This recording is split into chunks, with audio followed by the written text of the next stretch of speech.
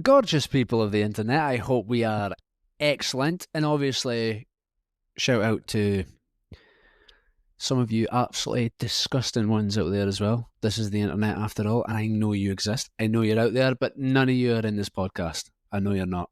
I know it's people who only want positive vibes, good vibes, and who want the very best for themselves and the people they love that come and listen to this podcast. But if you so happen to find yourself here on my podcast, one of you horrible ones, shout out to you as well. All right.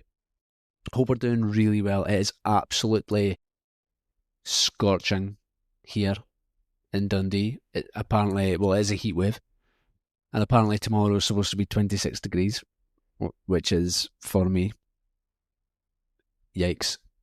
Majorly yikes. I'm going to have the SPF 50 on.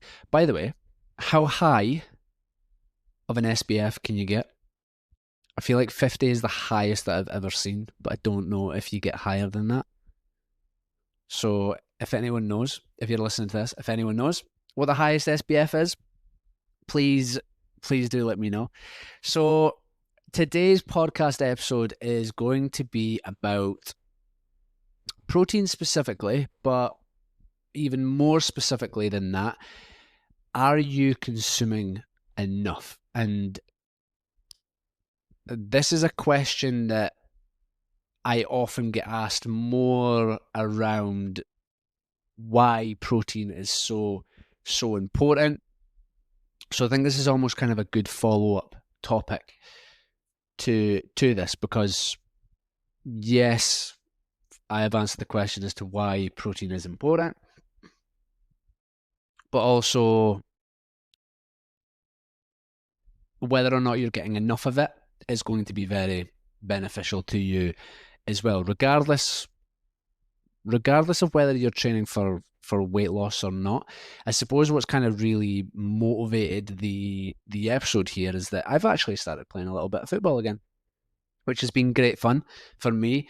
But a lot of the guys have been asking me about sort of pre-football warm-ups, post-football criteria for optimal recovery and all these sorts of things. And this is kind of what's spurred this episode on, and what's sort of been the motivation for this episode. So whether you're coming at this with a slightly more sports specific angle, or whether you're here for what will be the majority of the people who listen to my podcast from a weight loss perspective, the answer to this, are you consuming enough protein, is going to be quite important to your goal.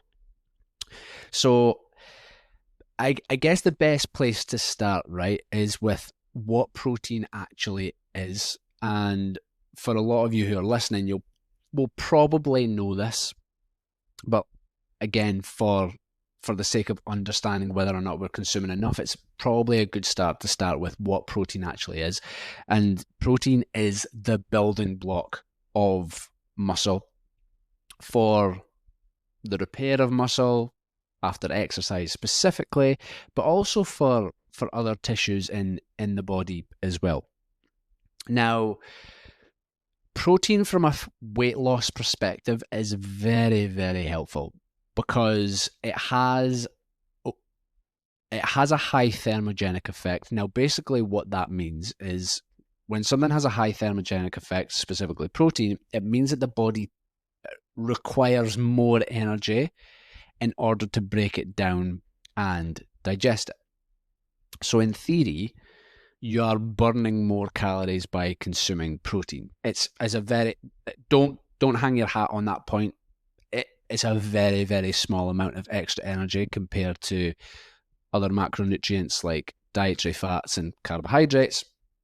But it does have a higher thermogenic effect, meaning it requires more calories, more energy in order to burn and break it down. But more beneficially, is that a word?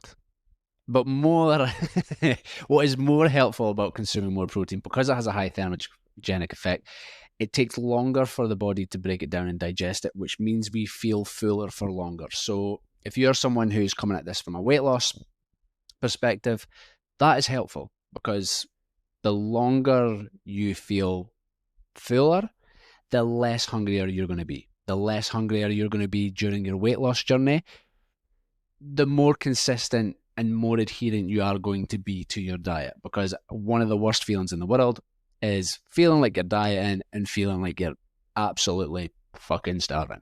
So having more protein in your diet is going to be quite beneficial to you. And obviously, if you're coming at this from a sports perspective, recovery post training, post exercise, even for people who are on their weight loss journey, you're going to be exercising, you're going to be training. This is going to be very, very important. Okay. So based on that, yes, it's going to be quite important for us to get enough protein, maybe lean more of our diet towards more protein, but there's a flip side of that as well. And there'll be maybe a couple of you who are listening to this who have particularly sensitive digestive tract. You find it hard to break down certain foods and all these sorts of things. And what you can do by having higher protein diets is put quite a lot of stress on your digestive tract if it is a little bit more sensitive than perhaps the normal human being. Okay, so there is a little bit of a happy medium with protein there that we do want to strike, where we are getting that the benefits of feeling fuller for longer, we're getting an adequate recovery, but without consuming too much to the point where we're actually pissing off your digestive tract, because that's not very helpful either, and that's not very enjoyable. So that brings us on to the question, how much protein should we actually be consuming? Now, this is going to massively depend on the individual, on the person. And on this podcast, what I'm going to try and do is I'm going to try and answer the question for you, or rather what I'm going to try and do is provide as much context as I possibly can so that you can make a more informed decision about how much protein you should be actually consuming. Okay, so the two things that I sort of gauge how much protein I should be consuming is on muscle soreness and recovery. So if I'm someone who's trying to achieve a certain weight loss target, if I'm someone who's playing a little bit more sport like I am, if I am feeling sore or uncomfortable the next day or for a couple of days after, that might suggest that from a protein perspective, I'm not consuming nearly enough, or I'm not consuming as much as I need to be able to recover from the exercise it is that I'm doing. Of course, if you are relatively new to exercise, if you haven't exercised that much previously, regardless of how much protein you have, it's not going to make a difference because your body is brand new to that exercise. So naturally, there is going to be a little bit of muscle soreness there. There is going to be a little bit of a struggle for your body for a small period of time, just as your body adapts to that new stimulus of exercise, that new stimulus of training. But anything longer than just a couple of weeks, if we're still kind of struggling to recover, it could be suggestive that we're just not consuming enough protein.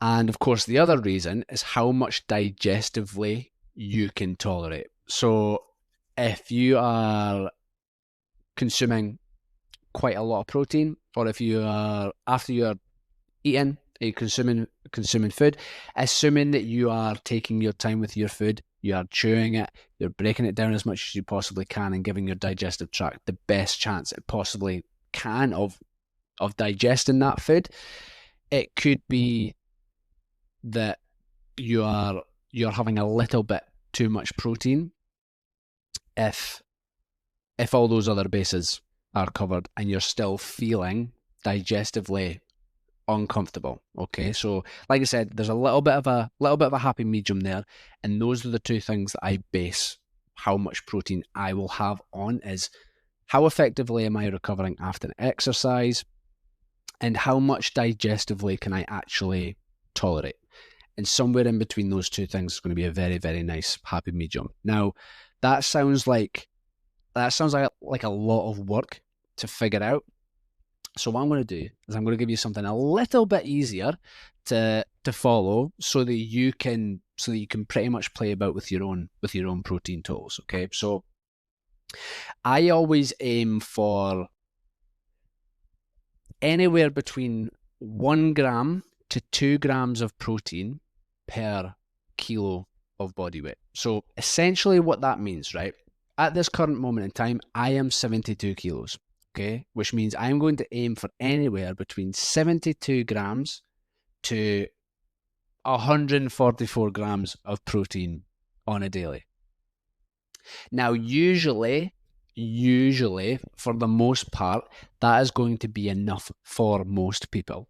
However, what it is going to depend on is your activity levels. So I am someone who's fairly active. I am in the gym 3 to 4 times per week, and I play football, and I find that nearer 2 grams per kilo of body weight and adequate enough for me to recover. However, if you're someone who is in the gym 4 to 5 times per week with the goal of building more muscle, you may want to have just a little bit more than that. Bearing in mind that anything a little bit more than that may cause a little bit of digestive stress. But usually, generally speaking, 1 gram to 2 grams of protein per kilo body weight is an adequate amount of protein to consume for anyone to feel like they are recovering properly from their exercise, or that they are getting enough protein in order to repair and recycle those tissues that we have inside our body from a muscle perspective. Okay, so hopefully that kind of gives you guys something to start with, something to run with. And again, what it's going to depend on is your tolerance for protein digestively, as well as how active you are from an exercise perspective as well.